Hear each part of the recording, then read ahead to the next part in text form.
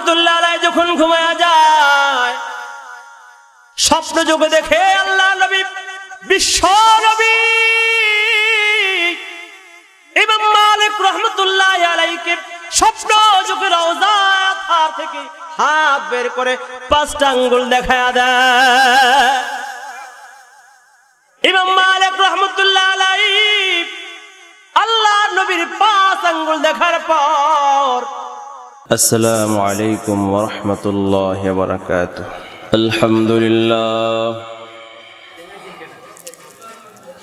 আলহামদুলিল্লাহিল মুনঈমিল মুহসিনিদ দায়্যান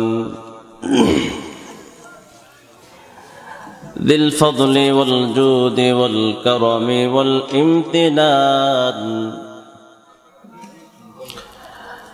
ونشهد أن لا إله إلا الله وحده لا شريك له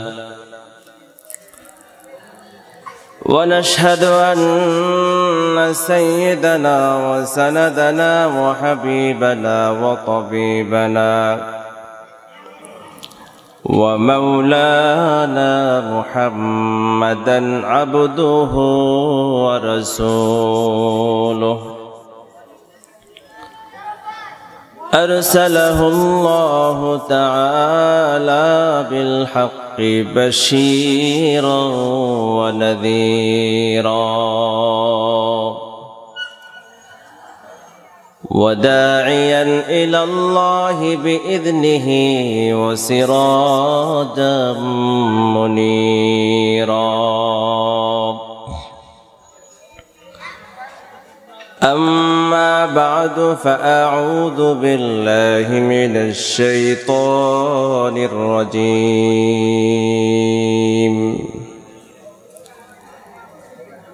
بسم الله الرحمن الرحيم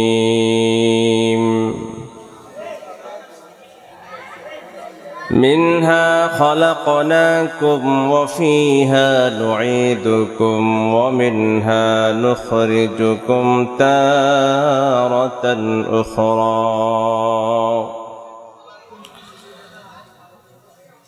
وقال رسول الله صلى الله عليه وسلم أربع حق على الله ألا يدخلهم الجنة ولا يذيقهم نعيمها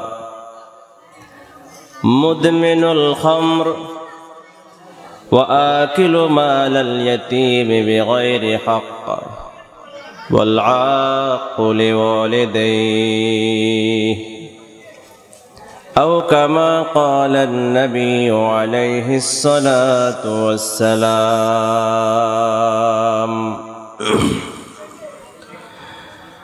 وقال تعالى في شان حبيبه ومحبوبه ومعشوقه مخبرا وآمرا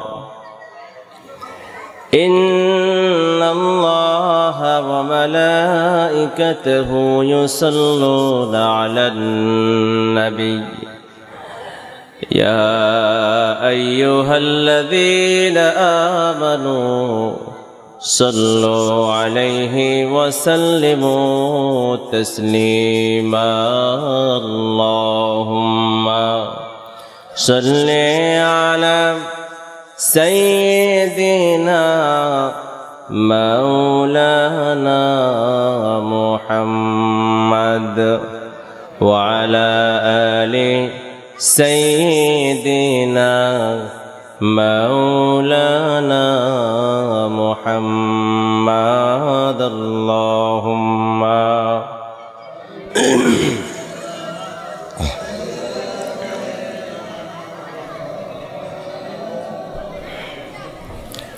وعلى آل سيدنا مولانا محمد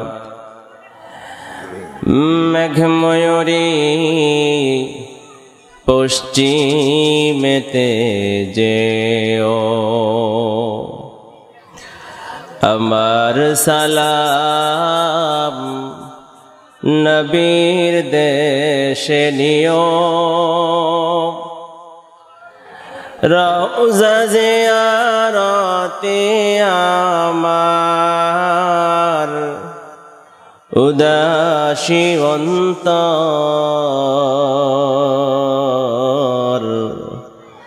যেথায় আমার প্রাণের নবী ঘুমায় নিরন্তর বালাগাল উলা বিকামালিহি কাশাফাদ দুজা বিজামালিহি হাসুনাত জামিউ খিসালিহি সাল্লু আলাইহি ওয়া আলিহি লা ইলাহা ইল্লাল্লাহ লা ইলাহা ইল্লাল্লাহ মুহাম্মাদুর রাসূলুল্লাহ সাল্লাল্লাহু আলাইহি ওয়াসাল্লাম। আলহামদুলিল্লাহ, পশ্চিম নিকলি যুব সমাজের উদ্যোগে ইসলামী মহাসম্মেলনে উপস্থিত অধ্যক্ষার সভাপতি এবং বিশেষ অতিথিবৃন্দ, আরো উপস্থিত মুআজ্জাজ মুহতারাম নায়েবে নবী হযরত উলামায়ে কেরাম, দূর দূরান্ত থেকে আগত আল্লাহ পাকের আশিকিন যাকিরিন শাকিরিন মুহিব্বিন মুরব্বিয়ানে আযম, কলেজার টুকরা আমার সমবয়সী যুবক বন্ধুগণ, স্নেহের কচিকাছা শিশু ভাইয়েরা, পর্দায় অবস্থানরত শ্রদ্ধেয় সম্মানিত মা ও বোনেরা, মহান রব্বুল আলামিনের দরগাহে অসংখ্য অগণিত শুকর যে মহান রব্বুল আলামিন অত্যন্ত মেহেরবানি করে দুনিয়ার হাজারো গুনাহের কাজ থেকে আমাদেরকে হেফাজত করে আল্লাহ পাক রব্বুল আলামিন দুনিয়ার সকল ব্যস্ততা কর্মব্যস্ততাকে পিছনে ফেলে আল্লাহ পাকের অশেষ মেহেরবানিতে জান্নাতের বাগানে আমাদেরকে অসংখ্য মানুষ থেকে আমরা কিছু মানুষকে নির্বাচন করে এই রহমতের পরিবেশে শামিল হওয়ার তৌফিক দান করেছেন। সকলেই জবান খুলে দিল থেকে মোহাব্বতের সাথে বলি আলহামদুলিল্লাহ। মুসলমান ভাইরা আমার, আল্লাহ পাক রব্বুল আলামিন আমাদেরকে দুনিয়াতে সৃষ্টি করে এমনিতে ছেড়ে দেন নাই। মহান রব্বে করিমের একটা উদ্দেশ্য আছে, বান্দা আমি তোমাকে দুনিয়ার জমিনে সৃষ্টি করেছি একমাত্র আমার ইবাদত করার জন্য। জোরে বলেন, কার ইবাদত?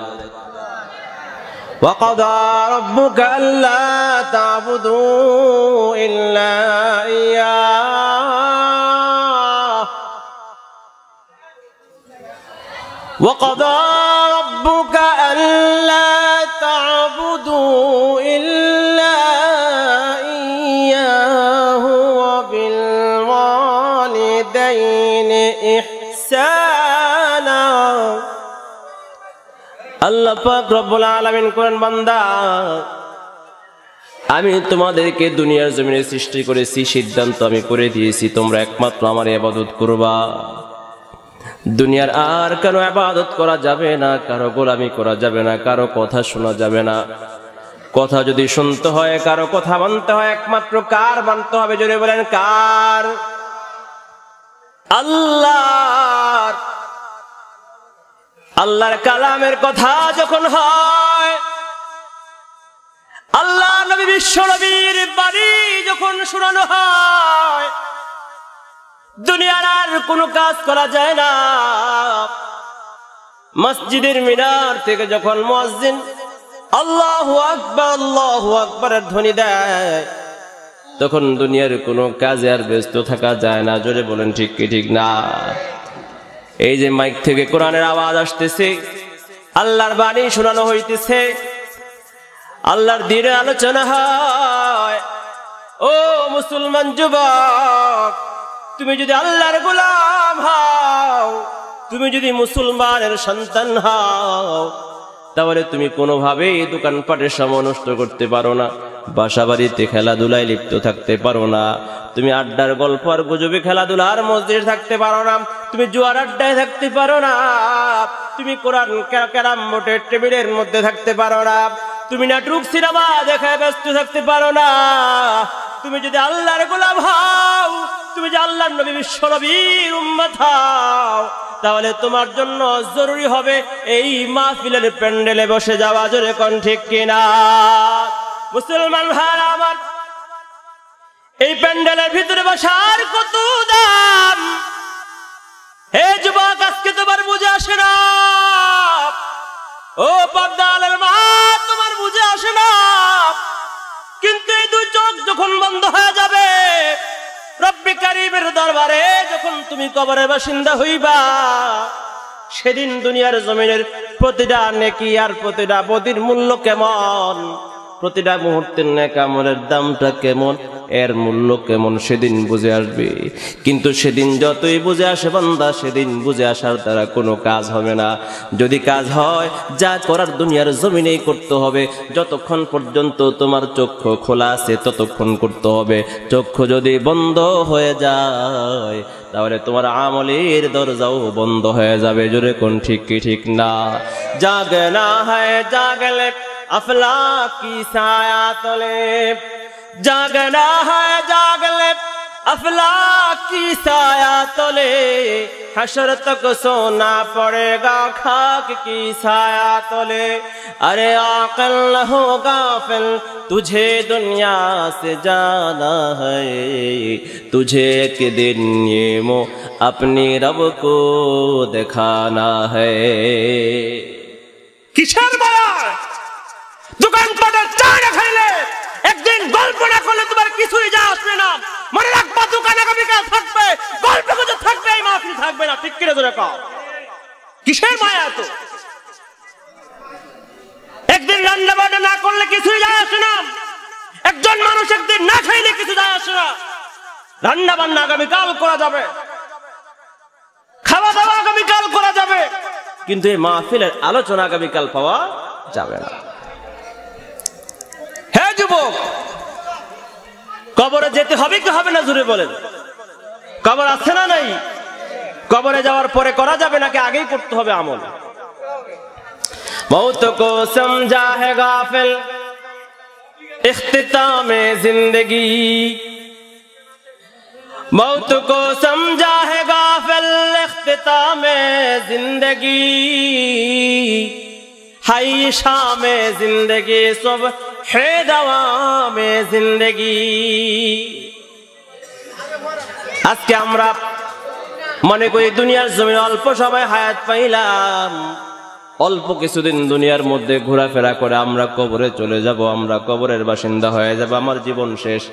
না না, মৃত্যুর মাধ্যমে আমার কবর, আমার দুনিয়ার জিন্দেগি শেষ হবে না, আমার জীবন শেষ হবে না। মৃত্যু জিন্দেগি একটা স্বপ্ন মাত্র শেষ হবে। যে স্বপ্নের বিভোর হয়ে, যে স্বপ্নের মধ্যে আমি রাজপ্রাসাদ সাজাইলাম, যে স্বপ্নের মধ্যে আমি সংসার সাজাইলাম, সুন্দরী বিবির মোহাব্বতে পড়লাম, সুন্দরী মেয়ের প্রেমে পড়ে আমি দুনিয়ার জিন্দেগি নষ্ট করলাম, একটা স্বপ্নের মধ্যে আমি দুনিয়ার জমিনে কাটাইলাম। যখন আমার চক্ষু বন্ধ হবে, আমার স্বপ্ন শেষ হবে, আর চিরদিনের পরকালের জীবনটা আমার সামনে শুরু হবে। যেই জিন্দেগির শুরু আছে আর শেষ নাই। ঠিক কি না? তো বলতেছিলাম এই দুনিয়া জিন্দেগি শেষ নয়। আমরা মনে করেছি দুনিয়াতে আসছি, কিছুদিন পরে আমার জীবন শেষ হয়ে যাবে। না, মৃত্যুর মাধ্যমে কোনো বান্দার দুনিয়ার জীবন শেষ হয় না। মৃত্যু এমন একটা বিপদ, এমন একটা বিপদ যে মৃত্যুর মাধ্যমে মানুষের জীবনটা শেষ হয় না, বরং মৃত্যুর মাধ্যমে অস্থায়ী জীবনের সমাপ্তি হয়, সন্ধ্যা হয়, আর চিরস্থায়ী জীবনের সকাল হয়। যে সকাল আর কোনো দিন বিকাল হয় না। মৌত কো সমঝা হে গাফিল, ইখতিতামে জিন্দেগি। হায় শামে জিন্দেগি, সুবহে দওয়ামে জিন্দেগি। এই জন্য মুসলমান ভাইরা আমার, হে রাস্তাঘাটের যুবক, ও দোকানপাটের যুবক, যারা বাসা বাড়িতে এখনো নিজের কাজকর্মে লিপ্ত আছো, তোমাদেরকে একটা কথা বলে যাই। জানি না জিন্দিগিতে হায়াতে আর পাবো কি পাবো না সুযোগ তোমাদেরকে বলার জন্য আজকে বলে যাই। মনে রাখবা, তুমি আজকে যেই রং তামাশার মধ্যে লিপ্ত হইয়া জীবনকে উপভোগ করার জন্য তুমি লিপ্ত রয়েছো, মনে রাখবা তোমার এই ভোগের সামগ্রী তোমার সঙ্গে কবরে যাবে না। মনে রাখবা, তোমার চক্ষু যখন বন্ধ হয়ে যাবে, যে বন্ধুর পাল্লায় পরে তুমি রাস্তাঘাটে এখনো ঘুরতেছো, যে বান্ধবীর পাল্লায় পরে তুমি গুনাহের মধ্যে লিপ্ত হচ্ছ, মনে রাখবা তোমার মৃত্যুর সঙ্গে সঙ্গে সবাই তোমাকে মাটি চাপা দিয়ে কবরস্থানে বিদায় দিয়ে আর তোমার সঙ্গে কেউ থাকবে না। জোরে কোন ঠিক কি ঠিক না? ভবের এই রঙ্গ খেলা সাঙ্গ যেদিন হবে ভাই, একাকী রইবে পড়ে বন্ধু কেহ নাই। ঠিক কিনা জোরে বলেন? ভবের এই রঙ্গ খেলা সাঙ্গ যেদিন হবে ভাই, একাকী রইবে পড়ে বন্ধু কেহ নাই, একাকী রইবে পড়ে বন্ধু কেহ নাই। মৌতের পরে তোমার কবরের দেশ হবে ঠাই,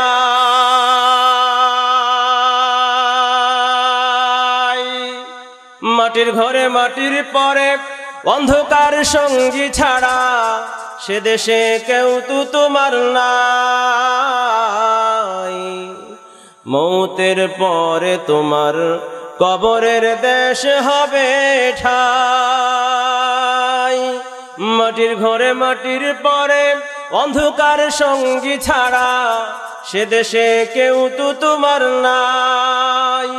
মাটি চাপা দিয়ে হায় রে, মাটি চাপা দিয়ে হায় রে, একে একে সব বিদায়, একাকী রইবে পড়ে বন্ধু কেহ নাই, একাকী রইবে পড়ে বন্ধু কেহ নাই।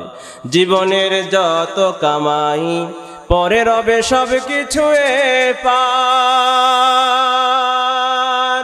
পরকালে কেবল তোমার নেকামুলি গণ্য হবে, এছাড়া সব কিছু বেকার।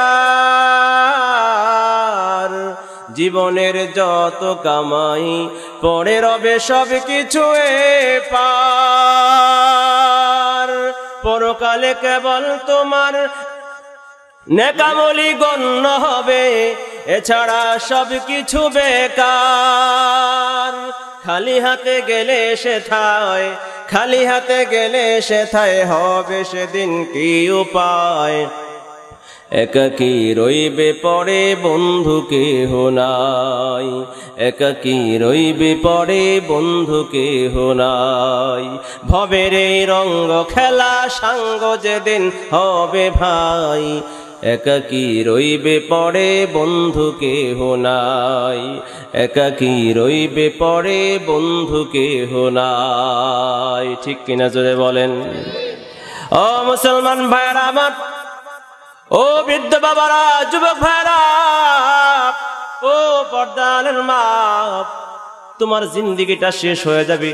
দুনিয়ার জিন্দিগিতে যা কিছু করবা তাই তোমার কাজে লাগবে যদি নেক আমল করো।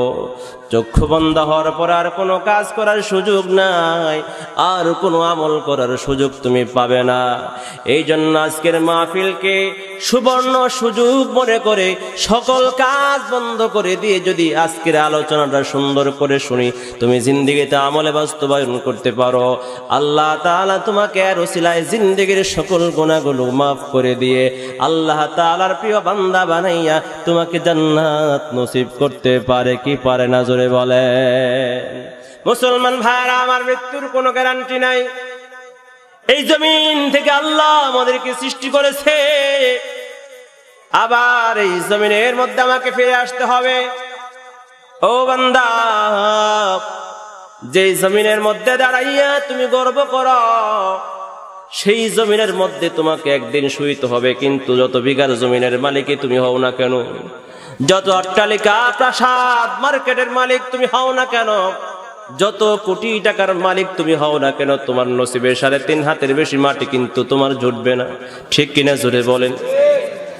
তুমি যত আরামের বিছানায় দুনিয়ার জমিনে ঘুমাও, যত বিদেশি কম্বল মুড়ি দিয়ে তুমি ঘুমাও, মনে রাখবা ওই 3.5 হাত অন্ধকার মাটির কবরে তোমার কিন্তু মাত্র 3টা সাদা কাপড়ে তোমার কিন্তু দাফন কাফনের ব্যবস্থা হবে। সঙ্গে কিছু যাবে না, তোমার লেপ কম্বল কিছু সঙ্গে যাবে না, দামি কোনো আসবাবপত্র তোমার যাবে না। ওই মাত্র কম দামার ছোট্ট একটা কাপড়, কাফনের কাপড় পরে তোমার কবরের জিন্দেগিতে থাকতে হবে। সেদিন তোমার কবরের জিন্দেগিতে তোমার দুনিয়ার কোনো ভোগের সামগ্রী সঙ্গে যাবে না। ঠিক কিনা জোরে বলেন? সেই মৃত্যুর সময়টা কখন আসবে আমরা কেউ জানি না। আজকে যারা যুবক তারা মনে মনে চিন্তা করে, আমি এখনো যুবক, আমার তো এখনো দাড়ি রাখার সময় হয় নাই, আমার তো এখনো নামাজে যাওয়ার সময় হয় নাই, আমার তো এখনো হজ করার সময় হয় নাই, আমার তো এখনো ভালো হওয়ার সময় হয় নাই, আমার তো এখনো তওবা করার সময় হয় নাই।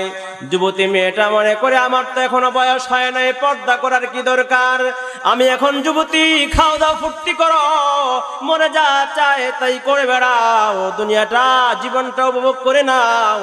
যখন বিয়ে শাদী হবে, বয়স হবে, সন্তান বাচ্চা কাচ্চা হয়ে যাবে, তখন ধীরে ধীরে নামাজ রোজা শুরু করব।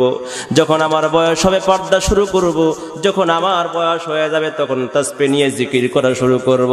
ও যুবক, হে পর্দার মা বোনেরা, তোমাদেরকে লক্ষ্য করে বলে যায়, আমরা যে চিন্তা করে ভবিষ্যতে আল্লাহ তাআলাকে ডেট দেই, মাবুদ গো এই বছরটা কোন রকম যাক, আগামী বছর হজ করে এসে পরিপূর্ণ তওবা করে ভালো হয়ে নামাজি হয়ে যাব, দাঁড়িয়ে রাখবো।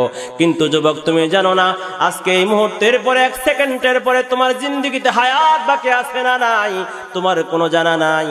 আজকে আগামী দিন আমরা বাঁচবো কি বাঁচবো না কোনো গ্যারান্টি নাই। এই মাহফিল থেকে উঠে ঘরে যেতে পারবো কি পারবো না গ্যারান্টি নাই।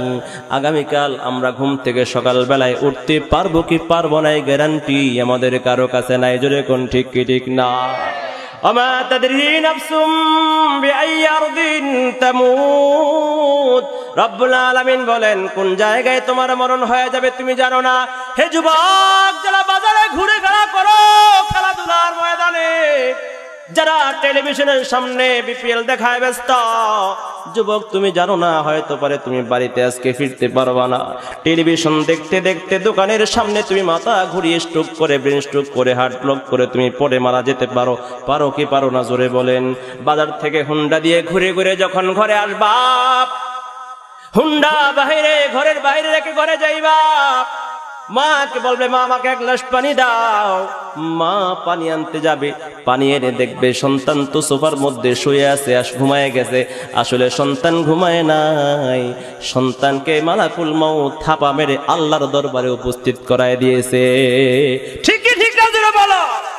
মউতু কাসিন কুল্লু নাসিন শারিবু, মউতু কাসিন কুল্লু নাসিন শারিবু, কবরু বাইতিন কুল্লু নাসিন দাখিলু। এমন একটা জিন্দেগি আমাদের সামনে আসতেছে, মৃত্যুর জীবন, মৃত্যুর পরবর্তী জীবনটা এমন একটা জীবন, যে জীবনটা আমার কখন শুরু হয় আমরা কেউই জানি না। যেহেতু আমাদের সামনে অনিশ্চিত সময়ের একটা মৃত্যু অপেক্ষা করতেছে, অতএব আল্লাহ তাআলাকে ডেট দেওয়ার কোনো সময় নাই। আমাদের এখন থেকেই নিয়ত করতে হবে, এই মজলিস থেকে তওবা করতে হবে, মালিক গো জীবনে যত কিছু করেছি, যত পাপ করেছি, গুনাহ করেছি, আল্লাহ আর করব না। আজকের মাহফিল থেকে আমরা আল্লাহ তোমার কাছে তওবা করে অঙ্গীকার করে ঘরে যাব। আল্লাহ আল্লাহ মালিক গো, আমাদের জিন্দেগীর এই অগোছালো জীবনটা আমরা গোছালো রাখবো না। আজকের থেকে আমরা তোমার গোলামীর জিন্দেগি গ্রহণ করব, আজ থেকে আমরা তোমার হাবিবের সুন্নতি জীবন যাপন করব। মালিক ক্ষমা করে দাও, মালিক আমাদের সারা জিন্দেগি, আগামী জিন্দেগি গুলো সুন্দর করে তোমার হুকুম মতো চলার তৌফিক দাও। এই নিয়ত করে আমরা বাড়িতে যাওয়ার জন্য কারা কারা তৈরি আছে আল্লাহকে হাত উঠায়া দেখা। মুসলমান ভাইরা আমার, فإذا جاء أجلهم فلا يستأخرون ساعة ولا يستقدمون।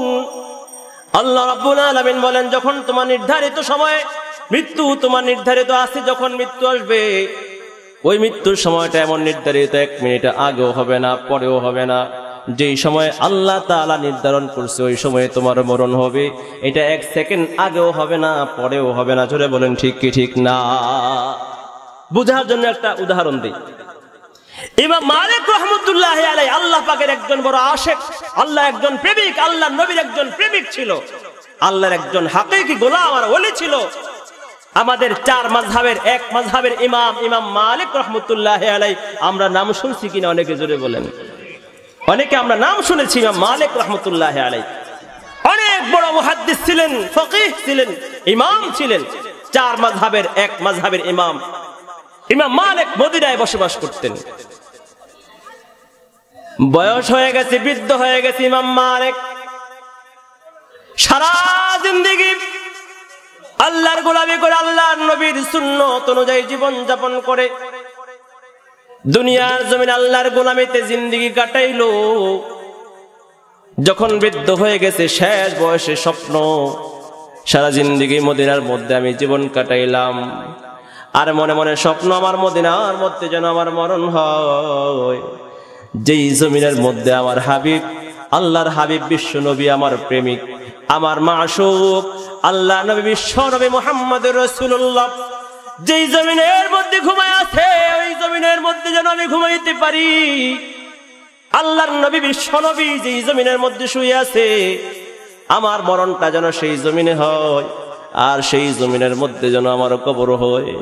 এই স্বপ্ন ইমাম মালিক রাহমাতুল্লাহ আলাইহি সব সময় দেখেন, আর মনের বাসনা স্বপ্ন, এই জমিনে মরণ হবে বিশ্ব নবীর সঙ্গে, ওই জমিনের মধ্যে তার দাফন হবে। কিন্তু শেষ বয়সে মদিনা থেকে বের হয় না, কারণ মদিনা থেকে বের হয়ে গেলে যদি মদিনার বাহিরে মরণ হয়ে যায়, মদিনার বাহিরে যদি মরণ হয়, তাহলে তো বিশ্ব নবীর জমিনে তো ঘুমানো হবে না। কিন্তু আবার মনের মধ্যে আল্লাহর ইশক, আবার মোহাব্বত, ইশক আর প্রেম, মক্কার প্রেম, বাইতুল্লাহর প্রেম মনের মধ্যে জোশ মারছে। যখন হজের মৌসুম আসছে, হজের মৌসুম, হাজার হাজার মানুষ যখন হজ্জে বাইতুল্লাহ আদায় করার জন্য মক্কার দিকে রওনা হয়, ইহরামের কাপড় বেঁধে, কাপড় বেঁধে, কাপড় পরে যখন মক্কার দিকে মানুষ রওনা হয়, এই দৃশ্য দেখে ইমাম মালিকের অন্তরে বাইতুল্লাহর প্রেম জোশ মেরে উঠলো।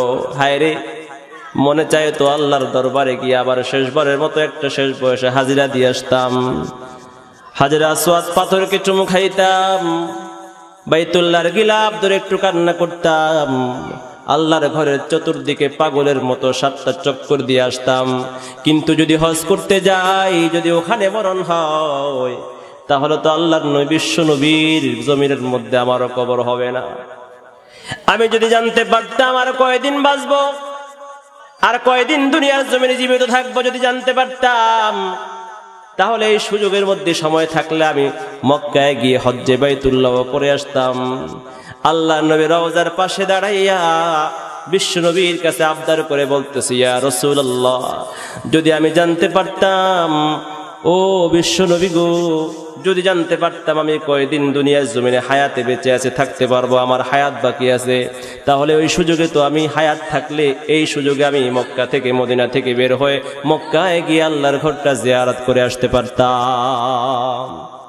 রাসূলের রওজার পাশে দাঁড়াইয়া ইমাম মালিক আল্লাহ নবীর কাছে আবদার করতেছে, আক্ষেপ করতেছে, যদি জানতাম আর কয়দিন বাঁচবো, যদি হাতে সময় থাকে, তাহলে তো এই সুযোগে মক্কা ঘুরে আসতে পারতাম, আবার মদিনায় ফিরে আসতাম আপনার কাছে।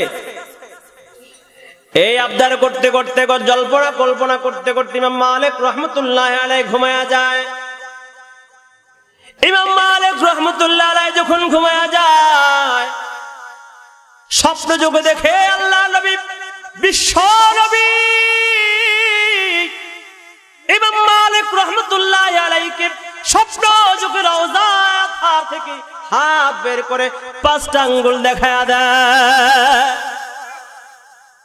ইমাম মালিক রাহমাতুল্লাহ আলাইহি আল্লাহ নবীর 5 আঙ্গুল দেখার পর ঘুম ভেঙে যায়। ঘুম থেকে ওঠার পর চিন্তা করতে লাগলেন, আল্লাহ নবীর কাছে জানতে চাইলাম কতদিন আর দুনিয়ার জমিনে আমি বাঁচবো, হায়াত কতদিন বাকি। আল্লাহ নবী আমাকে 5 আঙ্গুল দেখাইলেন, কিছুই তো বুঝলাম না।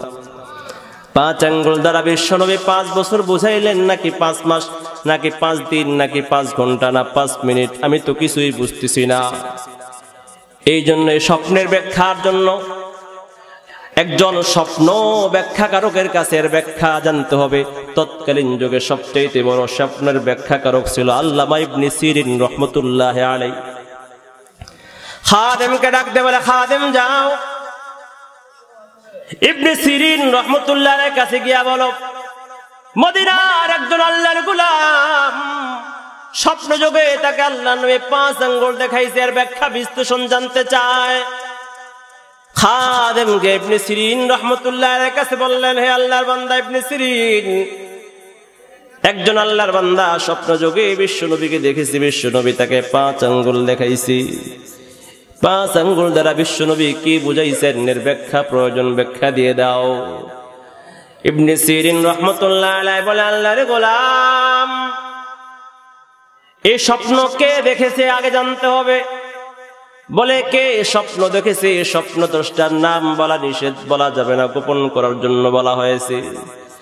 আল্লামা ইবনে সিরিন রহমতুল্লাহ আলাইহি বলে, স্বপ্ন দ্রষ্টার নাম জানা ব্যতীত এর ব্যাখ্যাও বলা যাবে না। তবে আমার বিশ্বাস এমন স্বপ্ন যদি দেখার যোগ্যতা কারো থেকে থাকে, বর্তমান যুগে একজন ব্যক্তি আছে, তিনি হলো ইমাম মালিক। তিনি একমাত্র এমন দামি স্বপ্ন দেখতে পারে। খাদেম ফিরে চলে আসলো, ইমাম মালিক রহমতুল্লাহ আলাইহির কাছে গিয়ে বলে, ইমাম মালিক আল্লাহর ওলি, আল্লামা ইবনে সিরিন তেমন বলেছে স্বপ্ন দ্রষ্টার নাম না জেনে তার ব্যাখ্যা বলা যাবে না।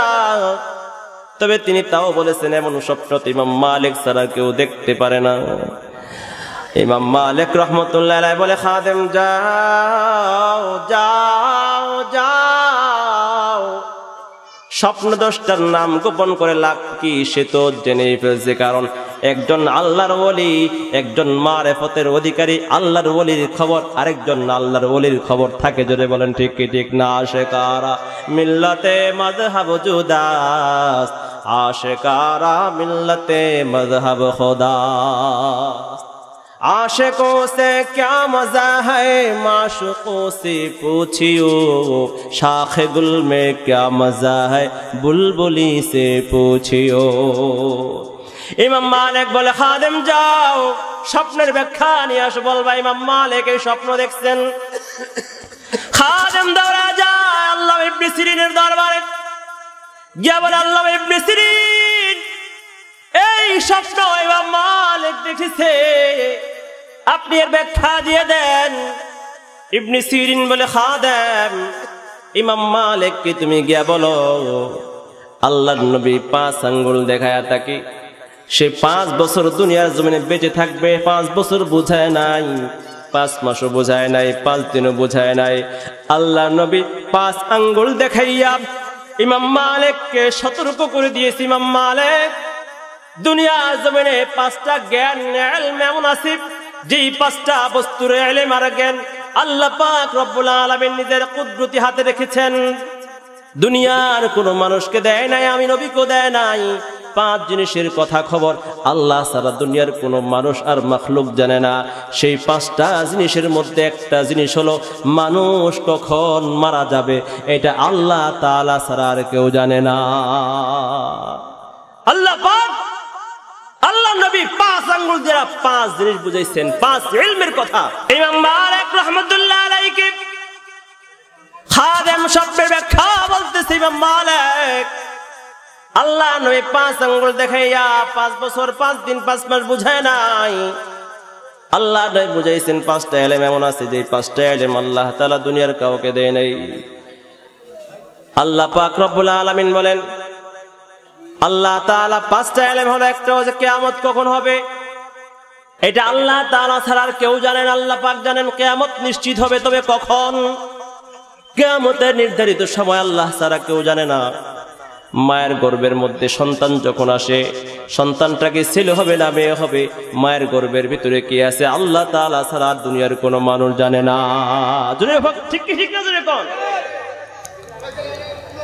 আর আকাশের মধ্যে যখন মেঘ উড়ে যায়, একটা মেঘের খণ্ড যখন উঠতে উঠতে আকাশের ভিতর দিক থেকে চলে যায়, তখন এই মেঘখণ্ডরা কোন দিকে যায়, কোন জমিনের মধ্যে, কোন এলাকায় গিয়ে, কোন ডিস্ট্রিক্টে, কোন থানায় গিয়ে বৃষ্টি বর্ষণ করবে, এটা আল্লাহ তাআলা ছাড়া দুনিয়ার কোনো মানুষ জানে না।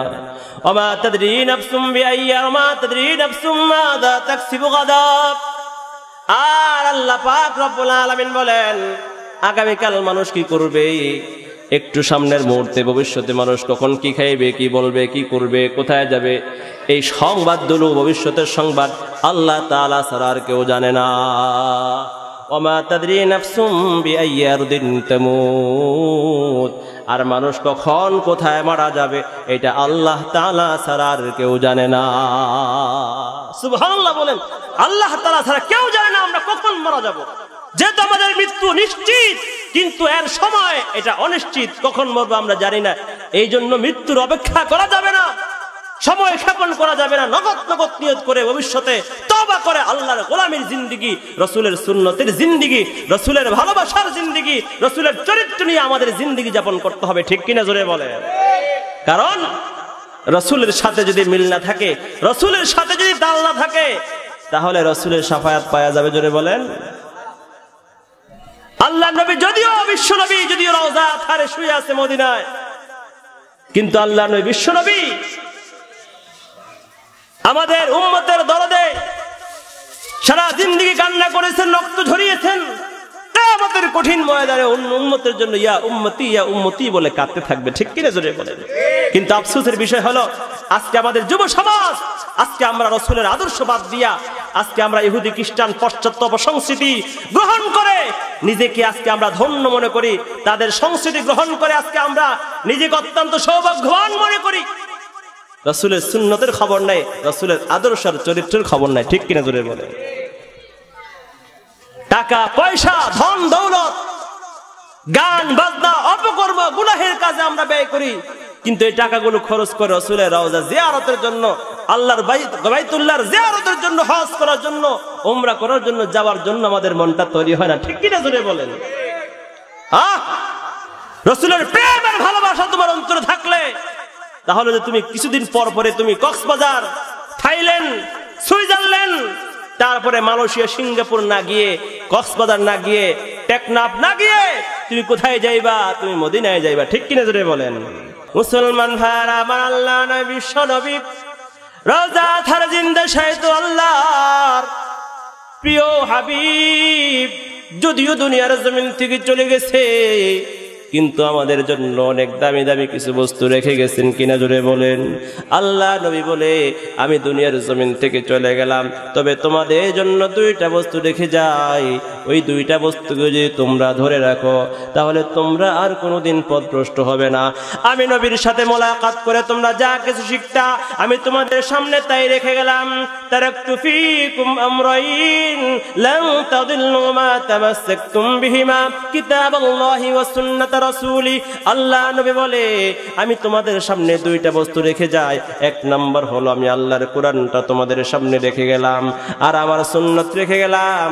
আমার কোরআন, আল্লাহ নবী আল্লাহ তাআলার কোরআন আর আল্লাহর নবীর সুন্নাত যদি কোনো বান্দা দুনিয়ার জমিনে আঁকড়ে ধরে রাখে, তাহলে দুনিয়াতে যত ফিতনা থাকুক না কেন কোনোদিন শয়তান তাকে পথভ্রষ্ট করতে পারবে না।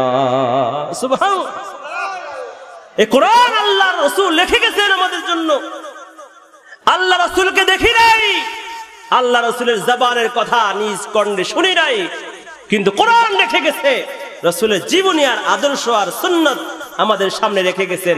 তা অনুসরণ করে চললে আল্লাহও রাজি, আল্লাহর হাবিবও রাজি, আর কিয়ামতের কঠিন ময়দানে আল্লাহর নবীর সুপারিশটি আল্লাহর জান্নাতে যাওয়াও রেডি। ঠিক কি না জোরে বলে? আল্লাহর কোরআনে আল্লাহর নবী আল্লাহর সুন্নতে কি বলেন? দুনিয়া জমিনে আল্লাহ তোমাদেরকে পাঠাইছে, যেমনে চায় এমনে চলতে পারবা না। আমরা আল্লাহ তাআলার তৈরি, আল্লাহর প্রোডাক্ট, আল্লাহ তাআলার সৃষ্টি। আমাদের ভালো মন্দ কে বুঝেন? আল্লাহ জোরে কে বুঝেন? আমাদের কোনটা ভালো হবে, আমরা কিভাবে হাঁটবো, আল্লাহ তাআলা সিদ্ধান্ত নেবে। আমরা কোনটা খাইব কোনটা খাইব না, এটা সিদ্ধান্ত আল্লাহ তাআলা নেবেন। আমাদের মন মতো আমরা চলতে পারবো না, কারণ আমাদের রশি কার হাতে? জোরে বলেন। আমরা স্বাধীন নয়, আমরা সবাই আল্লাহর গোলাম। একজন গোলাম যেমন তার মালিকের সামনে মালিকের অর্ডার ব্যতীত অনুমতি ব্যতীত কিছুই করতে পারে না, যাইতে পারে না, খাইতে পারে না। আমরা যেহেতু দুনিয়ার জমিনে আল্লাহর গোলাম, আল্লাহ পাকের নির্দেশ ছাড়া, আল্লাহ তাআলার হুকুম ছাড়া আমাদের কথা বলা যাবে না। আল্লাহ পাকের হুকুমের খেলাফ আমাদের লোকমা দেয়া যাবে না। আল্লাহ তাআলার হুকুম ছাড়া, আল্লাহ পাক রব্বুল আলামিনের নির্দেশ ছাড়া কোনো কাজ করা যাবে না। আল্লাহ তাআলা যা আদেশ করছে তাই করতে হবে, আল্লাহ তাআলা যা নিষেধ করছেন তা আমাদের ছাড়তে হবে। আল্লাহর নবী যা করতে বলেছেন আমাদের করতে হবে, আল্লাহর নবী যা নিষেধ করেছেন আমাদের তা ছাড়তে হবে। জোরে বলেন ঠিক কি ঠিক না? আমরা মুসলমান আল্লাহর গোলাম। অতএব একটা ইহুদি খ্রিস্টান যেভাবে ব্যবসা করে আমি সেভাবে ব্যবসা করতে পারবো না। একটা ইহুদি খ্রিস্টান যেভাবে সে খাবার গ্রহণ করবে, কামাই করবে, আমি সেভাবে পারবো না। একটা ইহুদি খ্রিস্টান, হিন্দু, বৌদ্ধ, নাসারা, আর্য, অনার্য, গারো, সাঁওতাল, খাসিয়াল, কুর্কি, যত বিধর্মী আছে তারা যা কিছু খাইবে আমি মুসলমান তা খেতে পারবো না। আমাদের বাছ বিচার করতে হবে, আল্লাহ নবীর সুন্নত আর আল্লাহর হুকুমকে ফলো করতে হবে। ঠিক কিনা জোরে বলেন? নাকি যা পাই তাই খাইতে হবে? হালাল হারাম আমাদের কাছে আছে না নাই? জোরে বলেন। আল্লাহর হুকুম হালাল হারাম আছে না নাই? হালাল আর হারাম এমন একটি ইম্পর্টেন্ট বিষয়, যদি দুনিয়ার জমিনে কোনো মানুষ যে যত বড় নামাজি হোক না কেন, যত বড় ওলি হোক না কেন, যত বড় তাহাজ্জুদ গুজার হোক না কেন, যত পর্দানশীল নারী হোক না কেন, যদি তার জিন্দেগিতে হালাল কামাই না থাকে, হালাল গিজা না থাকে, হালাল খাবার না খায়, হারাম খায়, তাহলে তার জিন্দেগির সকল গোলামি আর ইবাদত আল্লাহর দরবারে কবুল হবে না। জোরে বলেন ঠিক কি ঠিক না? হালাল পয়সায় যা রক্ত মাংস গড়ে ওই শরীর দিয়ে ইবাদত আল্লাহর দরবারে পৌঁছে না। যতই চোখের পানি কান্না করতে করতে যদি চোখের পানির পরিবর্তে তোমার চোখ দিয়ে রক্ত বের হয়, যদি তুমি হারাম খাও, হালাল বর্জন করো, হালাল জীবন যাপন না করো, হারাম জীবন যাপন করো, তাহলে তোমার এই দোয়া, এই চোখের পানি আল্লাহর দরবারে কবুল হবে না, সব জমিনে চষে নেবে, আল্লাহর আসমানে পৌঁছবে না। নাউজুবিল্লাহ জোরে বলেন। কারণ হযরত আবু হুরায়রা রাদিয়াল্লাহু আনহু riwayat করেছেন, মুসলিম শরীফের হাদিস, আল্লাহ রাব্বুল আলামিনের হাবিব বলেন, আইয়ুহান নাস ইন্নাল্লাহা তাইয়্যিব লা ইয়াকবালু ইল্লা তাইয়্যিবা। আল্লাহ নবী বলে, হে দুনিয়ার মানুষ, আল্লাহ তাআলা পবিত্র, অতএব পবিত্রতা ছাড়া কিছুই আল্লাহ তাআলা গ্রহণ করে না। অতএব যদি তোমার দোকানের মধ্যে তুমি মাপে কম দাও, মাপে কম দিয়া মানুষকে ঠকায়া যে অর্থ উপার্জন করলা, এটা পাক না অপবিত্র? পাক না না পাক? জোরে বলেন। এটা ভালো না মন্দ? হালাল না হারাম? জোরে বলেন। মানুষকে ব্যবসায় ধোকা দিয়া ধোকাবাজি করে যে অর্থ উপার্জন করবা, এটা হালাল না হারাম? ও মুসলমান, টেবিলের মধ্যে সরকারি ফাইল, কাজের ফাইল, টেবিলের নিচ দিয়ে ঘুষের লেনদেন না করলে ফাইল নড়ে না। এই ঘুষের টাকা হালাল না হারাম? একজন গরিব অসহায় মানুষ, তুমি একজন পয়সা মালদার তোমার কাছে গিয়া বলে, ভাইরা আমাকে 10,000 টাকা ঋণ দাও, বলে দিতে পারবো, তবে মাসে আমাকে 500 টাকা বাড়াইয়া দিতে হবে। বলে কি বলে না? জোরে কোন। হালাল না হারাম? মুসলমান ভাইরা আমার, আজকে আমাদের সমাজে, আমাদের ঘরে ঘরে, আমাদের ব্যক্তি জীবনে, আমাদের ব্যবসায়, আমাদের সব কর্মক্ষেত্রে আজকে ঘুষের লেনদেন, সুদের লেনদেন, হারাম কাজ কারবার এমন ভাবে ঢুকে গেছি। আজকে আমরা হারাম থেকে এমন ভাবে আমরা হারামের মধ্যে ডুবে গেছি। এই হারাম উপার্জনের কারণে, হারাম খাওয়ার কারণে, হারাম কাজের কারণে আল্লাহ পাক রব্বুল আলামিনের দরবারে ইমাম সাহেব দোয়া করে, দোয়া কবুল হয় না। আল্লাহর ওলিগণ চোখের পানি ছেড়ে দিয়ে রাতের গভীরে কান্দে, তারপরে দোয়া কবুল হয় না। যতই ইবাদত করি আল্লাহ কবুল করে না, যতই কান্না করি আল্লাহ কবুল করে না। কারণ আজকে আমাদের কামাই রোজগারে হারাম ঢুকে গেছে। আজকে সুদের লেনদেনের সাথে আমরা ডুবে গেছি, ঘুষের লেনদেনের সাথে জড়িত হয়ে গেছি। আজকে আমরা হারাম উপার্জনের সাথে এমন ভাবে জড়াই গেছি, যার কারণে আমরা যতই ইবাদত করি কবুল হয় না, যতই দোয়া করি কবুল হয় না। আমাদের জিন্দেগি থেকে আজকে বিপদ দূর হয় না। ঠিক কি না? জোরে কও। যদি কোনো ব্যক্তি হারাম খায়, হারাম তো কত প্রকার আছে, কত প্রকারের ধোঁকাবাজি করে করে আজকে আমরা টাকা উপার্জন করি। সুদ, ঘুষ তো এগুলা কমন বিষয়, এটা তো স্পষ্ট সবাই জানে।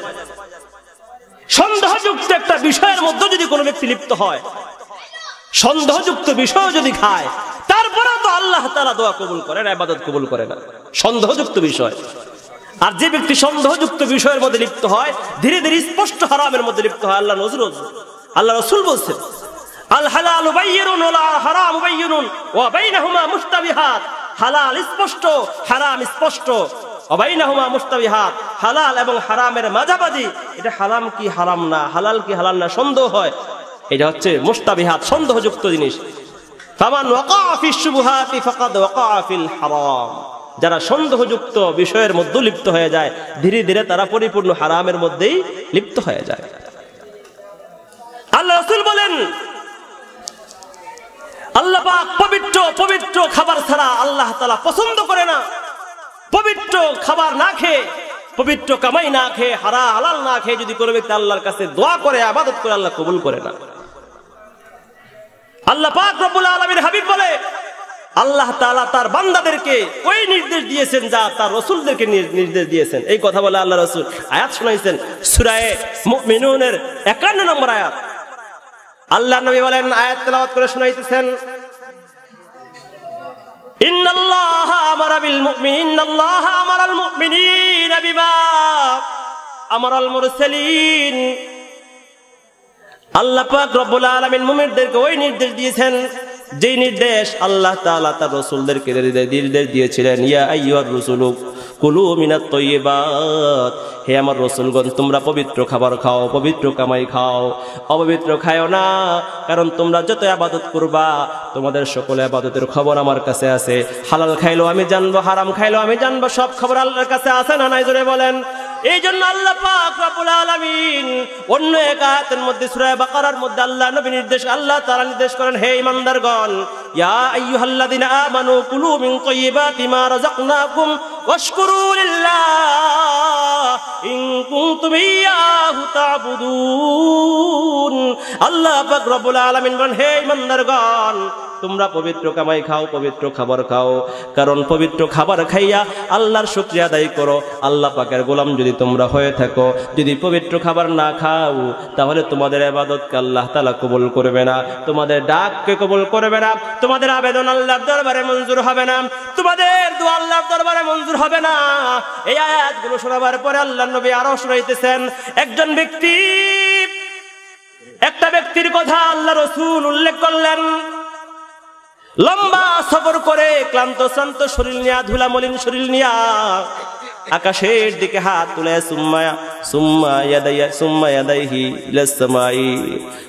তারপরে আল্লাহ নবী বলে, একজন ব্যক্তি লম্বা সফর করে ধুলা মলিন শরীর নিয়ে এসে যখন হাত তুলে, আসমানের দিকে হাত তুলে আল্লাহর দরবারে ডাক দেয়, ইয়া রব্বি ইয়া রব্বি, মালিক গো আমাকে ক্ষমা করে দাও, মালিক গো আমার অমুক আশা পুরা করে দাও। আল্লাহ পাক রব্বুল আলামিন তখন ডাকতে বলে, বান্দা, তুমি আমাকে ক্লান্ত শ্রান্ত শরীর নিয়ে তুমি আমাকে রাখো, কিন্তু কেমন করে আমি তোমার দোয়াকে কবুল করব?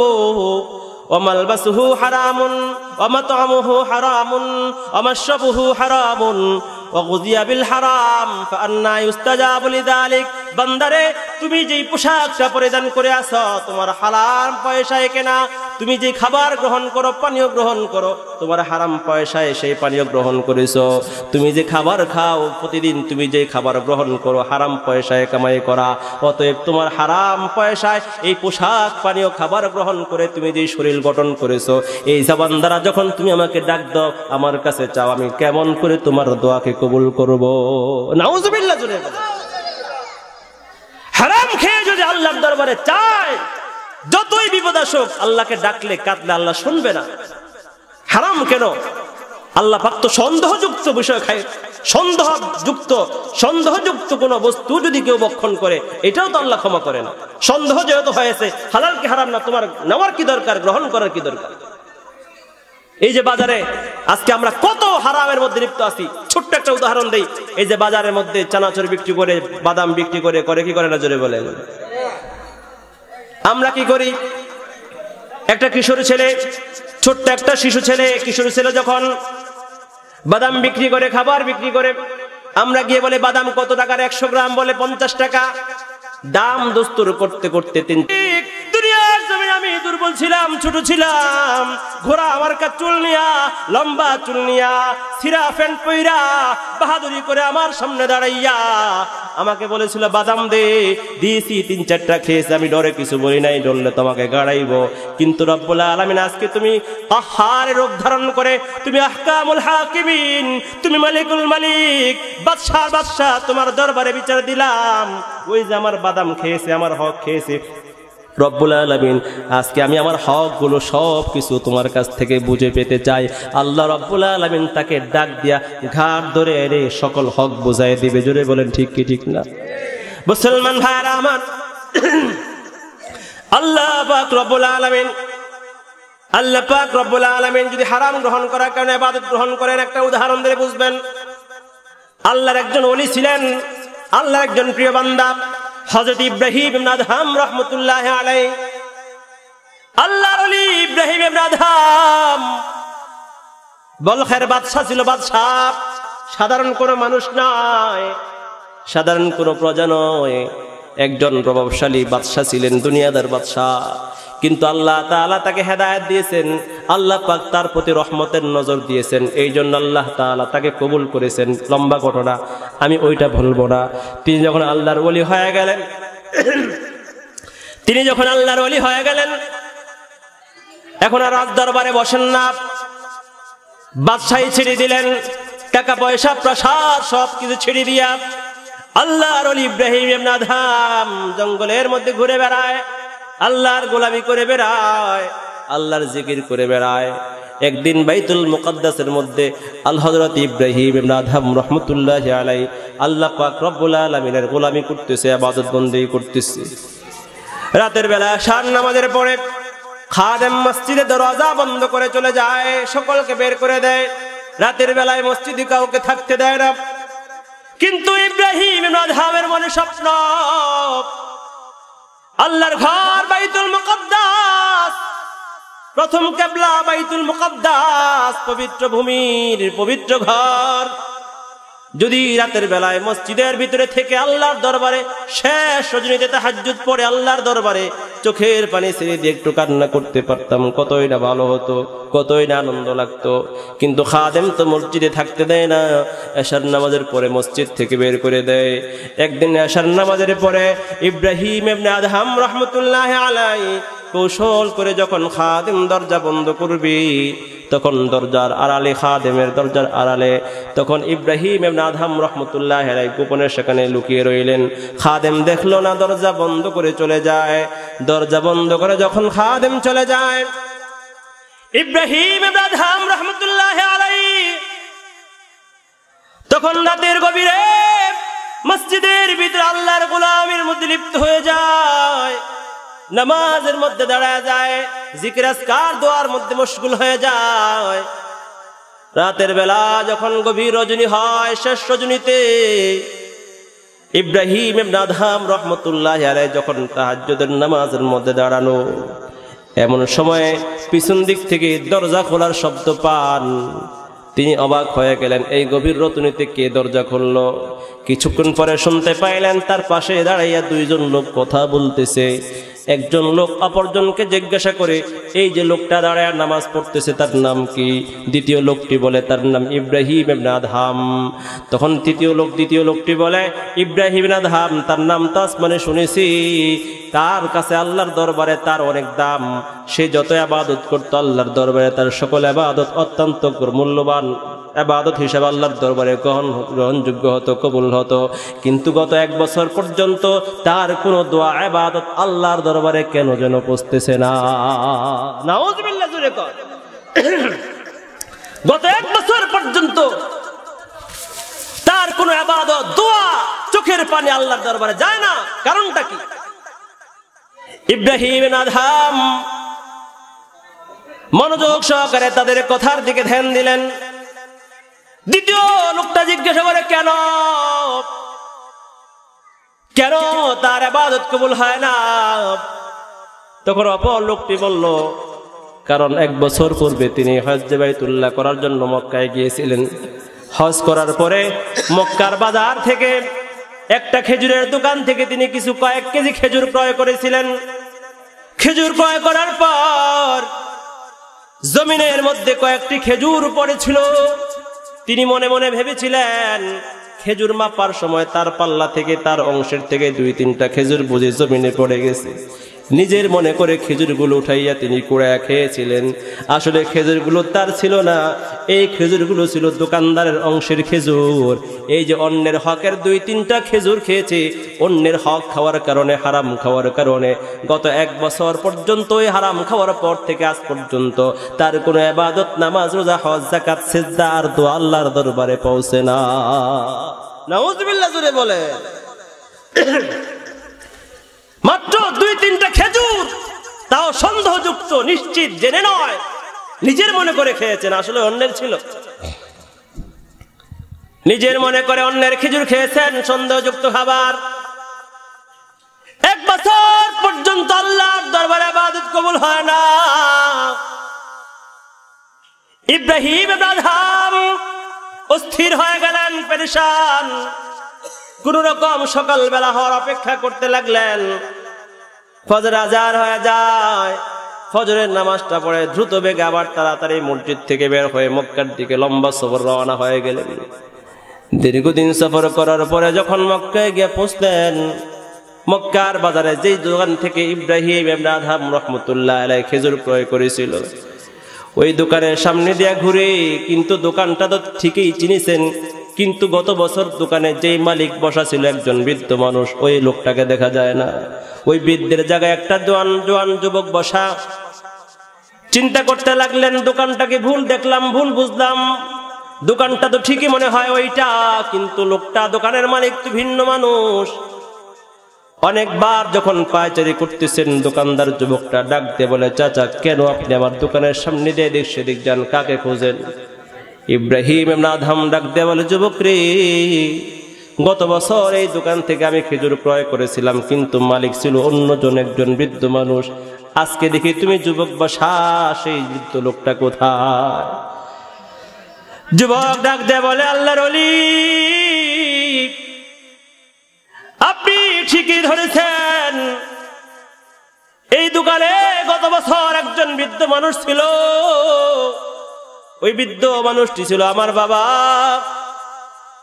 আমি তার সন্তান।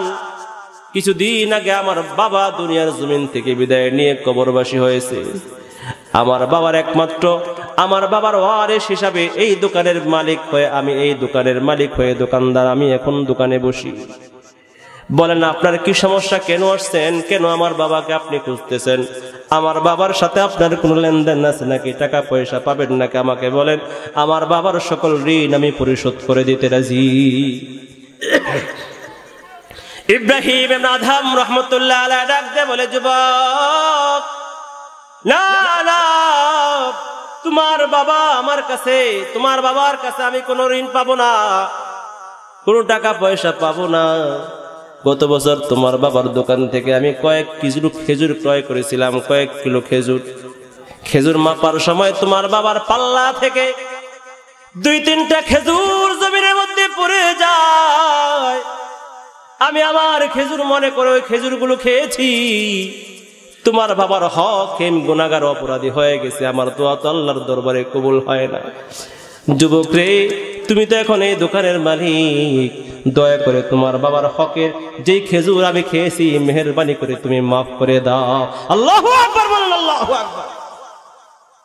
বাইতুল মুকাদ্দাস থেকে 1000 মাইল দূরে সেই মক্কায় গিয়া 3 খেজুরের মাপ নেওয়ার জন্য গেছে। যুবক ডাক দে বলে, আল্লাহর ওলি,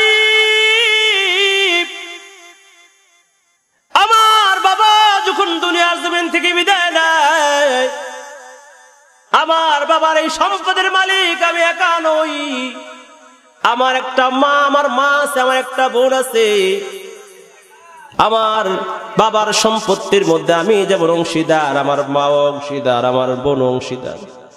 আমি আমার অংশের হক মাফ করতে পারি, কিন্তু আমি আমার মা আর বোনের অংশ তো মাফ করতে পারবো না। ইব্রাহিম ইবনে আদহাম আল্লাহর পাগল, আশিকারা মিল্লতে মযহাব জুদাস, আশিকারা মিল্লতে মযহাব খুদাস। आशिकों से क्या मजा है माशुकों से पूछियो शाखे गुल में क्या मजा है बुलबुली से पूछियो আল্লাহর পাগল জিজ্ঞাসা করে যুবক তোমার বাবা তোমার মার বোন কোথায় থাকে তাদের ঠিকানা দাও আমি তাদের কাছ থেকে আমার তোমার বাবার হকের তাদের হকের ক্ষমা নিয়ে আসব কারণ আমার তোমার তাদের হক ক্ষমা না করা পর্যন্ত আমি ঘুমাইতে পারবো না আমার তো শান্তি হবে না কারণ আমি আল্লাহর দরবারে আসামি তোমাদের হকের কাছে আমি আসামি কিয়ামতের কঠিন ময়দানে তোমাদের হক পুরা করার যোগ্যতা আমি খুঁজে পাবো না দুনিয়ার জমিনে যত কষ্ট হোক আমি যত অপমান সহ্য হোক শাস্তি ভোগ করতে হোক করব আমি দুনিয়ার জমিন থেকেই আমি তাদের হকগুলো ক্ষমা নিয়ে নিব ঠিকানা লইয়া চলে গেলেন বাড়িতে গিয়া না ওই মহিলাকে মা বলে ডাকতে বলে মা বিস্তারিত ঘটনা বললেন ঘটনা বলে মা থেকে ক্ষমা নিলেন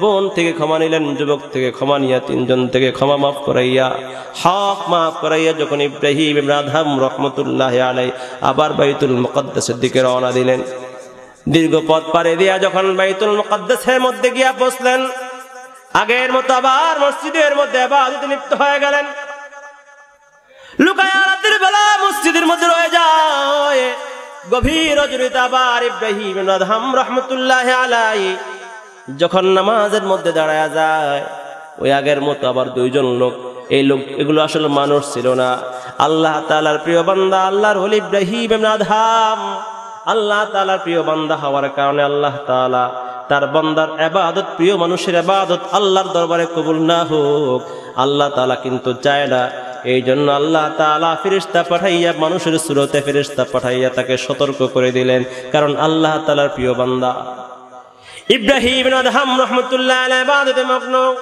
আগের মতো দুইজন ফেরেশতা মানুষের সুরত ধরে মসজিদে প্রবেশ করলো আবার তারা পরস্পরে আলোচনা করতে শুরু করলো লোকটি কে দাঁড়ায় আছে নামাজ পড়ে বলে ইব্রাহিম ইবনে আদহাম দ্বিতীয় জন বলে এই লোকটি তো আল্লাহর দরবারে গতকাল থেকে আর গত কয়েকদিন পূর্ব থেকে যখন মক্কায় গিয়া তার অন্যের হকের ক্ষমা নিয়ে আসছে তখন থেকে আবার তার ইবাদত আর দোয়া আর চোখের পানি কান্নাকাটি আল্লাহর দরবারে কবুল হতে শুরু করেছে শুধু এখন থেকে নয় গত এক বছরের যত ইবাদত কবুল হয় নাই আগের ইবাদতগুলো আল্লাহর দরবারে কবুল করা হয়ে গেছে মুসলমান ভাইরা আমার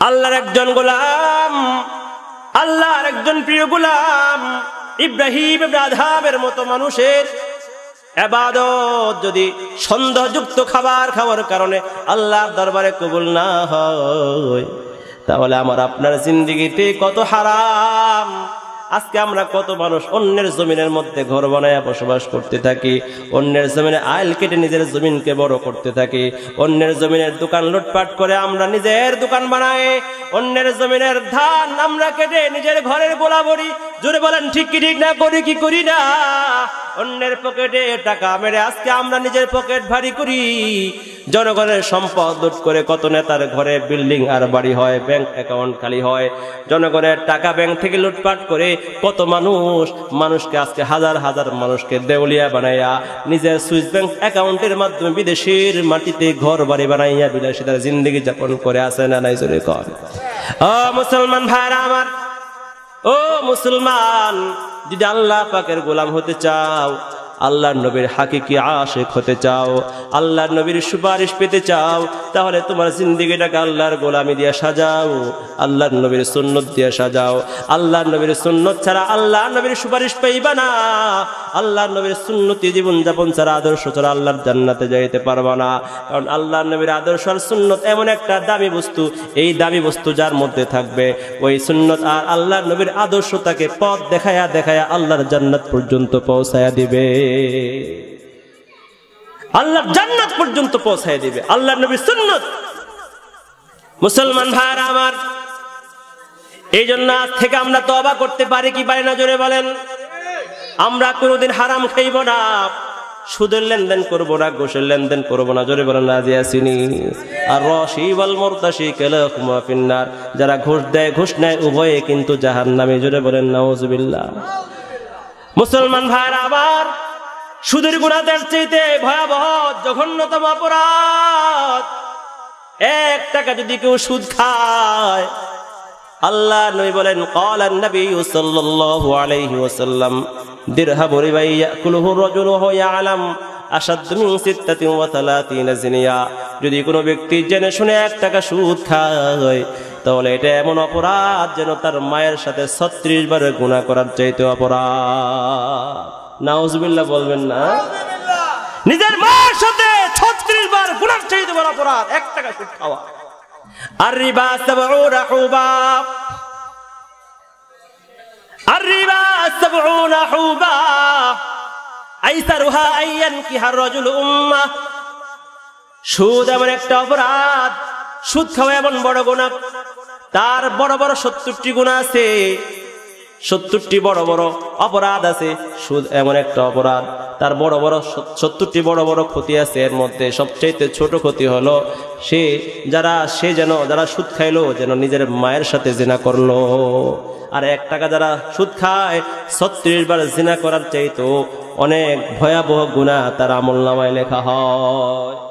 মুসলমান ভাইরা আমার, শুধু তাই নয়, আল্লাহ নবী বলেন যারা সুদ গ্রহণ করবে, সুদের টাকা খাবে, তারা জান্নাতে তো প্রবেশ করবেই না, জান্নাতের ঘ্রাণও পাবে না। নাউজুবিল্লাহ বলেন। قال النبي صلى الله عليه وسلم 4 حق على الله আল্লাহ ইউদখিলহুমুল জান্নাতা ওয়া লা ইউযীকুহুম নাঈমাহা। আল্লাহ তাআলার 4টা হক, যে 4 প্রকার ব্যক্তি আছে এমন, আল্লাহ তাআলা তাদেরকে জান্নাতে প্রবেশ করাবে না, এমনকি জান্নাতের ঘ্রাণও তারা পাবে না। 1 নম্বর হলো আকিলুর রিবা, যারা সুদ খায়। নাউজুবিল্লাহ জোরে বলেন। ওয়া আকিলু মালাল ইয়াতীমি বিগাইরি হক, যারা অন্যায়ভাবে এতিমের মাল খায়, আছে না নাই জোরে কোন? এতিম সন্তান, নিজের বোনের সন্তান, ভাইয়ের সন্তান, ভাই মারা গেছে, বোন মারা গেছে, সন্তানের সম্পদের মালিক অসহায় সম্পদকে ধোঁকা দিয়ে তার সম্পদকে লুটপাট করে খেয়ে ফেলে, সন্তান বড় হওয়ার পরে সম্পদ বুঝায় দেয় না, আছে না নাই জোরে কোন? আল্লাহ নবী বলে এই লোকটা তো জান্নাতে যাবেই না, জান্নাতের ঘ্রাণ ওই লোকটা পাবে না। আকিলুর রিবা ওয়া আকিলু মালাল ইয়াতীম বিগাইরি হক ওয়াল আক্লি ওয়ালিদাইন, যারা নাকি পিতা মাতার অবাধ্য সন্তান হয় তারাও জান্নাতে প্রবেশ করবে না, ঘ্রাণও পাবে না। আর যারা নেশা করে, মদ খায়, নেশা করে, আছে না নেশাখোর? এখন তো মদ খায় না, এখন সব ডিজিটাল হয়ে গেছে, ট্যাবলেট বেরিয়ে গেছে, ট্যাবলেট, ঠিক কিনা জোরে কর? ইয়াবা, বাবা, পেন্সিলের হেরোইন, গাঁজা। আজকে আমাদের যুব সমাজ এই নেশার আগ্রাসনে, আজকে আমাদের যুব সমাজ, কিশোর শিশুরা পর্যন্ত আজকে নেশা আসক্ত হয়ে গেছে, মেয়েরা পর্যন্ত আসক্ত হয়ে গেছে, ছোট ছোট বাচ্চা শিশুরাও আজকাল ঢাকা শহরে কাপুরও দেখা যায়, আজকে তারা ইয়াবা খাইতেছে, গাঁজা খাইতেছে, ঠিক কিনা জোরে বলেন? মুসলমান ভাইরা আমার, এই সকল হারাম কাজ থেকে যদি আমরা বিরত না হই তাহলে মুসলমানদের সমাজে মুসলমান পরিচয় দিয়ে কোনো লাভ নাই। জোরে বলেন ঠিক কি ঠিক না? আল্লাহ পাক রব্বুল আলামিনের দরবারে আমরা শুধু মুসলমান নামের মধ্যে থাকবো, কাজের মধ্যে যদি মুসলমানিয়ত না থাকে, ও যুবক, যদি তুমি হারাম খাও, নেশা করো, যদি তুমি হারাম ভক্ষণ করো, নেশা করো, তাহলে তুমি জান্নাতে যেতে পারবা না, জান্নাতে ঘ্রাণও পাইবা না। যদি সুদ খাও, আল্লাহ পাক রব্বুল আলামিন তোমাকে জান্নাত দিবে না, জান্নাতের ঘ্রাণও তুমি পাবে না। আর একটা বড় বড় অত্যন্ত ভয়ঙ্কর একটা অপরাধ আজকে আমাদের যুব সমাজের মধ্যে এমন ভাবে ছড়ায় গেছে, আজকে আমাদের যুব সমাজ মা বাবার কথা শোনে না। জোরে বলেন ঠিক কি ঠিক না? আল্লাহ রাসূল বলেন ওয়াল আকুলি ওয়ালিদাই, যারা পিতা মাতার কথা শোনে না, তাদের সাথে অসদাচরণ করে, অবাধ্য হয়, তারা জান্নাতে প্রবেশ করবে না, জান্নাতের ঘ্রাণও পাবে না। আল্লাহ পাক রব্বুল আলামিনের হাবিব খুতবা দেওয়ার জন্য মিম্বরে উঠতেছেন।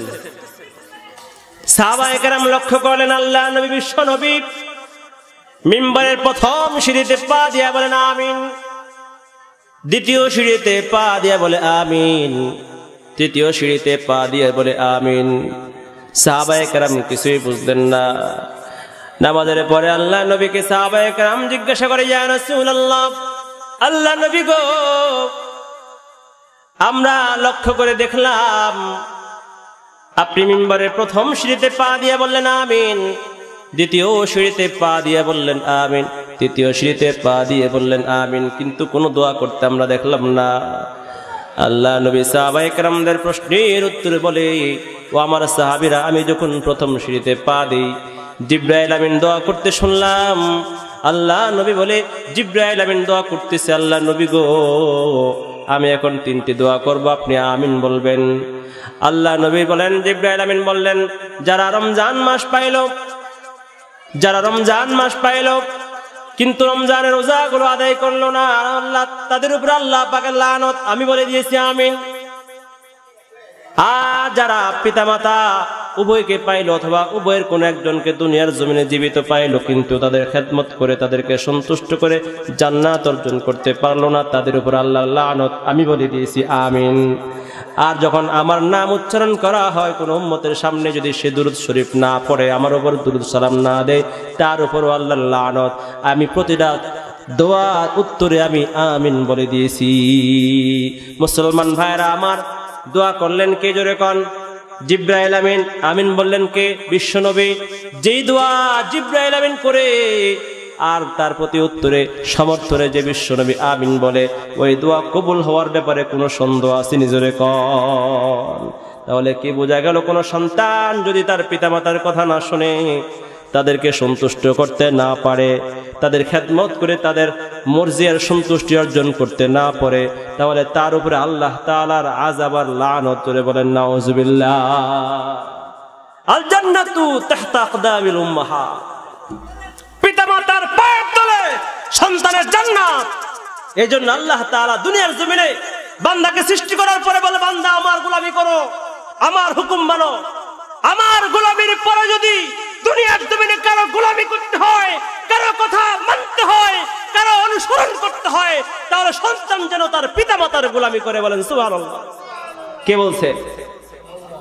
কেন? আল্লাহ পাক রব্বুল আলামিন বলেন, ওয়াকাদা রাব্বুকা আল্লা তা'বুদু ইল্লা ইয়্যাহ। হে আমার গোলাম, যদি দুনিয়ার জমিনে তুমি একমাত্র আমারই গোলামি করবে, এটা আমার সিদ্ধান্ত, আর কারো গোলামি করতে পারবা না। আমার গোলামির পরে যদি কারো গোলামি করতে হয়, কারো কথা মানতে হয়, তাহলে ওয়াবিল ওয়ালিদাইনি ইহসানা, তোমার পিতামাতার সাথে ভালো আচরণ করো, তাদেরকে সন্তুষ্ট করো। কারণ আমি তোমাকে দুনিয়ার জমিনে সৃষ্টি করেছি, কিন্তু আমি তোমাকে সরাসরি আসমান থেকে দুনিয়াতে অবতরণ নাজিল করাই নাই। তোমাকে আমি সৃষ্টি করে দুনিয়ার জমিনে আমি তোমাকে পাঠিয়েছি। তোমাকে দুনিয়ার জমিনে পাঠাবার ক্ষেত্রে আমার পরে তোমার পিতামাতার অনেক অবদান আছে। আমি তোমার পিতামাতার মাধ্যমে তোমাকে দুনিয়ার জমিনে আমি পাঠাইছি। অতএব তোমার সৃষ্টির পিছনে আমার যেমন কুদরতের সাক্ষ্য আছে, তোমার পিতামাতার অবদান আছে। এই জন্য আমার গোলামির পরে যদি কারো গোলামি করতে হয়, কারো কথা মানতে হয়, তাহলে কার কথা মানতে হবে? জোরে বলেন। মা বাবার কথা মানতে হবে। তবে কতক্ষণ? যতক্ষণ পর্যন্ত মা বাবা আল্লাহর হুকুমের খেলাফ, আল্লাহর নবীর আদর্শ আর সুন্নতের খেলাফ কোনো আদেশ না করে, ততক্ষণ পর্যন্ত পিতামাতার গোলামি করা সন্তানের জন্য ফরজ। সুবহানাল্লাহ বিহামদিহি। এই পিতামাতা হয়তো তোমার কাছে হয়তো বৃদ্ধ অবস্থায় আসবে উভয়ে, অথবা কোনো একজন। সাবধান, তাদের সাথে এমন কোন আচরণ করবা না তোমাদের আচরণে সে দুঃখ পায়, কষ্ট পায়, অথবা তোমার তাদের কোনো বিরক্তিকর কথায়ও তুমি বিরক্ত হবা না, উফ বলবা না, তাদেরকে উফ বলার সুযোগ দিবা না। সব সময় তাদের সাথে ভালো আচরণ করে দেবা, খেদমত করে যাইবা। কারণ দুনিয়ার জমিনে তোমাকে আল্লাহর পরে দুনিয়াতে তোমাকে সবচেয়ে কেউ ভালোবাসতেওয়ালা হয়, তোমার শুভাকাঙ্ক্ষী হয়, কল্যাণকামী হয়, তোমার পিতামাতার বাহিরে তোমার পিতামাতার চাইতে কল্যাণকামী, তোমাকে ভালোবাসনেওয়ালা, মোহাব্বত করনেওয়ালা পৃথিবীতে আর কেউ নাই। তুমি মনে করো তোমার বিবি তোমাকে ভালোবাসে, যেই পিতামাতা তার রক্ত ঘাম শ্রম দিয়া জিন্দেগি তোমার পিছনে ব্যয় করে তোমাকে বড় করলো, আজকে তুমি সুন্দরী মেয়ের প্রেমে পড়ে সেই পিতামাতাকে ছেড়ে তাকে নিয়ে ভেগে চলে যাও। বিয়ে করার পরে শ্বশুর বাড়ি আর বিবির ভালোবাসায় তুমি পিতামাতাকে তুমি অন্ধকার কূপের মধ্যে নিক্ষেপ করে অসহায় অবস্থায় ফেলে দিয়ে তুমি শ্বশুর বাড়িতে গিয়ে তাদের সাথে ভোগ বিলাস করো। এরকম সন্তান আছে না নাই? জোরে বলেন। আল্লাহ পাক আমাদেরকে এমন সন্তান হওয়ার চাইতে হেফাজত করে। আল্লাহ পাক আমাদের সকলকে আমল করার তৌফিক দান করেন। ওয়া আখির দাওয়ানা আলহামদুলিল্লাহি রাব্বিল আলামিন। আসসালামু আলাইকুম ওয়া রাহমাতুল্লাহ।